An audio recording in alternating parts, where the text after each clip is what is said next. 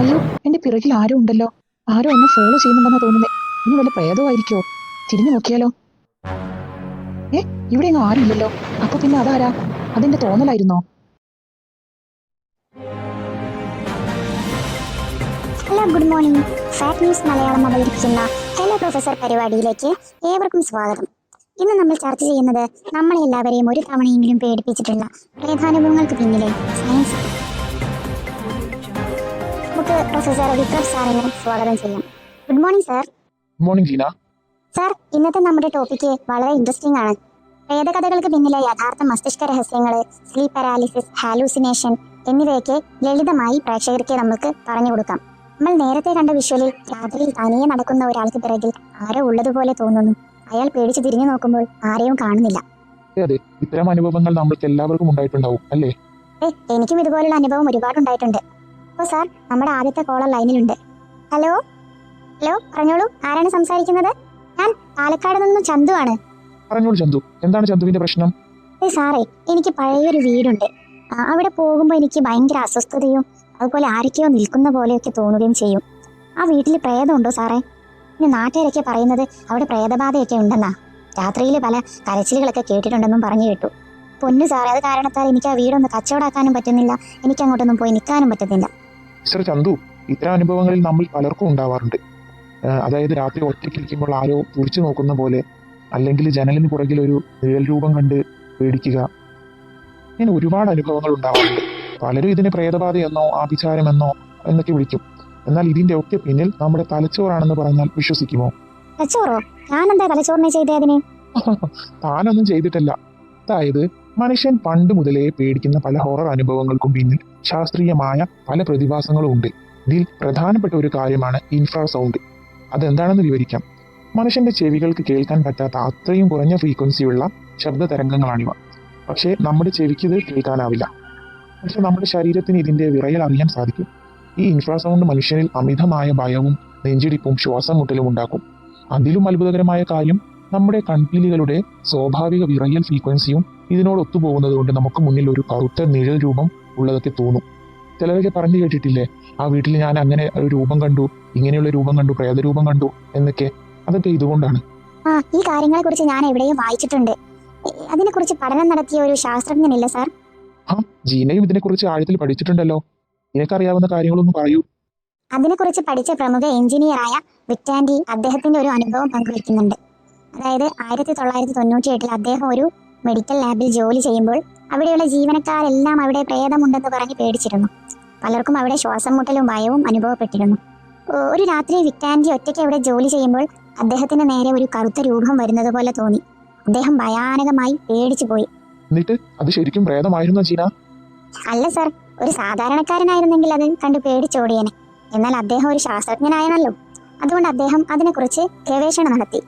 ഒടുവിൽ അദ്ദേഹം കണ്ടെത്തിയത് ആ ലാബിൽ പുതുതായ ഒരു വലിയ എക്സോസ്റ്റ് ഫാൻ ആണ് പ്രശ്നമുണ്ടാക്കുന്നത് എന്നാണ്. ആ ഫാൻ കറങ്ങുമ്പോൾ 18.9 ഹെർട്സ് ഫ്രീക്വൻസിയുള്ള ഇൻഫ്രാസൗണ്ട് പുറപ്പെടുവിക്കുകയുണ്ടായിരുന്നു. അതിനെക്കുറിച്ച് ഞാൻ നേരത്തെ പറഞ്ഞല്ലോ. അത് കാരണമാണ് അദ്ദേഹത്തിന് കറുത്ത നിഴൽ രൂപം മുന്നിൽ തോന്നിയത്. സാറ് നേരത്തെ പറഞ്ഞല്ലോ, കണ്ണിൽ വിറയലുണ്ടാകുന്നത് കൊണ്ടാണ് അങ്ങനെയുള്ള രൂപങ്ങളൊക്കെ കാണുന്നതെന്ന്. അതെ ജീന, അതുപോലെ തന്നെ കാറ്റടിക്കുമ്പോഴും ജനലുകളുടെ വിടവുകളിലൂടെയും ഒക്കെ ഉണ്ടാകുന്ന ഇത്തരം ശബ്ദങ്ങളാണ് ആളുകൾ പ്രേതമായി തെറ്റിദ്ധരിക്കുന്നത്. നേരത്തെ ചന്തു പറഞ്ഞ പോലെ ഹോണ്ടഡ് ഹൗസ്, അതായത് പ്രേതബാധയുള്ള വീടുകളുടെ കഥകൾക്കൊക്കെ പിന്നിൽ ഇത്തരം ഇൻഫ്രാസൗണ്ടുകളാണ്. അതെ സാറേ, എനിക്ക് ഒരു സംശയം കൂടിയുണ്ട്. ഞാൻ അവിടെ പോകുമ്പോൾ എനിക്ക് ചില ശബ്ദങ്ങൾ കേൾക്കും. മാത്രമല്ല, ചിലപ്പോൾ ബോധം കെട്ടി വീഴാറുണ്ട്. അത് ഇതിന്റെ മറ്റൊരു കാരണമാണ്. അതായത് വായുസഞ്ചാരമില്ലാത്ത മുറികളിൽ ഉണ്ടാകുന്ന കാർബൺ മോണോക്സൈഡ് ഗ്യാസ് ചോർച്ചയാണ് ഇതിന് കാരണം. ഇതിനെക്കുറിച്ച് ഞാൻ കൂടുതൽ പറയാം. അതായത് അടച്ചിട്ട പഴയ വീടുകളിൽ ശരിയായ വായുസഞ്ചാരം ഉണ്ടാവില്ല. അവിടെ അടിഞ്ഞുകൂടുന്ന കാർബൺ മോണോക്സൈഡ് വാതകം നമ്മൾ ശ്വസിക്കാൻ ഇടയായാൽ അത് തലച്ചോറിൽ വലിയ ഭ്രമങ്ങൾ ഉണ്ടാക്കും. അതായത് ഹാലൂസിനേഷൻ. ആളുകൾ വല്ലാത്ത ശബ്ദങ്ങൾ കേൾക്കാനും നിഴലുകൾ കാണാനും തുടങ്ങും. മനസ്സിലായോ? അത് ശരി. അപ്പൊ ഈ പ്രശ്നങ്ങളൊക്കെ ഉണ്ടാക്കിയത് എന്റെ തലച്ചോറായിരുന്നല്ലേ? തലച്ചോറിനെ മൊത്തത്തിൽ കുറ്റം പറയാൻ പറ്റത്തില്ല. തന്റെ ഉള്ളിൽ ആദ്യമേ ഒരു പേടി ഉണ്ടല്ലോ, അതും ഇതും കൂടി ഒത്തുപോകുമ്പോൾ കാര്യങ്ങൾ ഏകദേശം വഷളായി, അത്രയേ ഉള്ളൂ. അപ്പോൾ താൻ കാണാത്ത കാഴ്ചകൾ കാണാൻ തുടങ്ങും, കേൾക്കാത്ത ശബ്ദങ്ങളൊക്കെ കാണാൻ തുടങ്ങും. ഇപ്പോഴാ ഒന്ന് സമാധാനായേ. ഇത്തരം ഹോണ്ടഡ് ഹൗസുകൾക്ക് പിന്നിൽ ഈ ഗ്യാസ് ചോർച്ചയായിരുന്നുവെന്ന് ശാസ്ത്രം തെളിയിച്ചിട്ടുണ്ട്. അത് ശരി. അപ്പൊ ശാസ്ത്രം അറിഞ്ഞാൽ തീരാവുന്ന പ്രശ്നമേ നമ്മൾക്കൊക്കെ ഉള്ളൂ, അല്ലേ സാറേ? അതെ ജീന, നമ്മൾ നമ്മുടെ മനസ്സിന് സങ്കല്പിക്കാൻ പറ്റാത്ത കാര്യങ്ങൾ വരുമ്പോൾ നമ്മൾ അതിനെ പ്രേതബാധയോ മറ്റോ ഒക്കെ ആക്കി തീർക്കും. അതാണ് പ്രശ്നം. ഇതിന്റെ ശാസ്ത്രീയ വശത്തെക്കുറിച്ച് ആരും തന്നെ ചിന്തിക്കാറില്ല. അപ്പോൾ തന്റെ സംശയമൊക്കെ മാറിയല്ലോ അല്ലേ ചന്തു? തീർച്ചയായും ഇപ്പോൾ എന്റെ എല്ലാ സംശയങ്ങളും പേടികളും എല്ലാം മാറിക്കിട്ടി. ഇത് കാണുന്ന എന്റെ പ്രിയ പ്രേക്ഷകരോടാണ്. ശാസ്ത്രജ്ഞന്റെ വീക്ഷണത്തിൽ പ്രേതബാധയോ അമാനുഷിക ശക്തികളോ നിലനിൽക്കുന്നതായി യാതൊരു തെളിവുമില്ല. മനുഷ്യർ അനുഭവിക്കുന്ന ഇത്തരം കാര്യങ്ങൾക്ക് പൂർണ്ണമായും ശാസ്ത്രീയമോ മനഃശാസ്ത്രപരവുമായ കാരണങ്ങളാണുള്ളത്. ഇതിൽ പ്രധാനപ്പെട്ട 5 കാരണങ്ങൾ ഇവിടെ കൊടുക്കുന്നു. അതിൽ ഒന്നാമത്തത് സ്ലീപ്പ് പാരാലിസിസ്. സ്ലീപ്പ് പാരാലിസിസിനെ കുറിച്ച് കഴിഞ്ഞ വീഡിയോയിൽ നമ്മൾ പറഞ്ഞിട്ടുണ്ട്. അതായത് ഉറക്കത്തിൽ നിന്നും പെട്ടെന്ന് ഉണരുമ്പോൾ അനങ്ങാൻ കഴിയാതെ വരികയും മുറിയിൽ ആരോ ഉള്ളതായി തോന്നുകയും ചെയ്യുന്ന അവസ്ഥയാണിത്. ഈ സമയത്തുണ്ടാകുന്ന ഭ്രമം കാരണം പലപ്പോഴും പ്രേതമോ അദൃശ്യ രൂപമോ ഉണ്ടെന്ന് ആളുകൾ തെറ്റിദ്ധരിക്കാറുണ്ട്. രണ്ടാമത്തേത് ഹാലൂസിനേഷൻ ആണ്. ഹാലൂസിനേഷൻ എന്നാൽ മനസ്സിലുണ്ടാകുന്ന അമിതമായ ഭയം, സമ്മർദ്ദം അല്ലെങ്കിൽ പ്രിയപ്പെട്ടവരുടെ വിയോഗം എന്നിവ മൂലം തലച്ചോറിലുണ്ടാകുന്ന രാസമാറ്റങ്ങൾ കാരണം ആളുകൾക്ക് അസ്വാഭാവികമായ ശബ്ദങ്ങൾ കേൾക്കാനോ നിഴലുകൾ കാണാനോ സാധിക്കും. മൂന്നാമത്തേത് പാരിഡോളിയാണ്.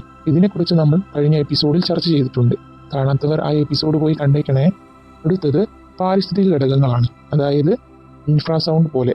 അതെ, ഇൻഫ്രാസൗണ്ട്, അതുപോലെ കാന്തിക ക്ഷേത്രത്തിലെ വ്യതിയാനം അല്ലെങ്കിൽ മുറികളിലെ വായുസഞ്ചാരക്കുറവ് എന്നിവ മനുഷ്യരിൽ അകാരണമായ ഭയവും അസ്വസ്ഥതയും ഉണ്ടാക്കും.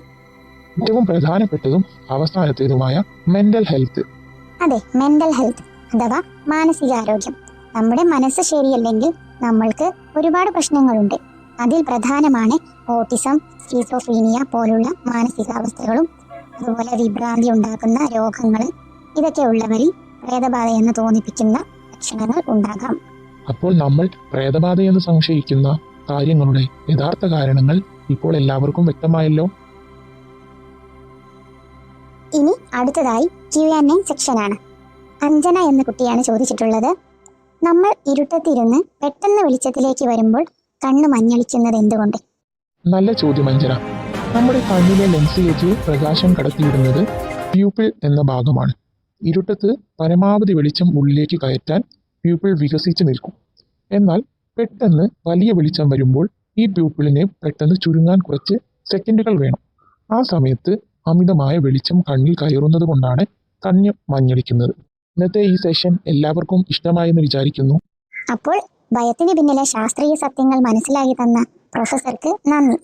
അപ്പോൾ കൂട്ടുകാരെ, അടുത്ത എപ്പിസോഡിൽ നിങ്ങളുടെ വിചിത്രമായ സംശയങ്ങൾക്ക് പ്രൊഫസർ മറുപടി നൽകാനായി ഇപ്പോൾ തന്നെ നിങ്ങളുടെ ചോദ്യങ്ങൾ കമന്റ് ചെയ്യൂ. ഇതുപോലെയുള്ള കൂടുതൽ ഇൻട്രസ്റ്റിംഗ് വാർത്തകൾക്കായി ചാനൽ സബ്സ്ക്രൈബ് ചെയ്തേക്കണേ. കൂടെ ആ ബെല്ലൈക്കൺ ക്ലിക്ക് ചെയ്യാൻ മറക്കില്ലേ. Tata, bye bye.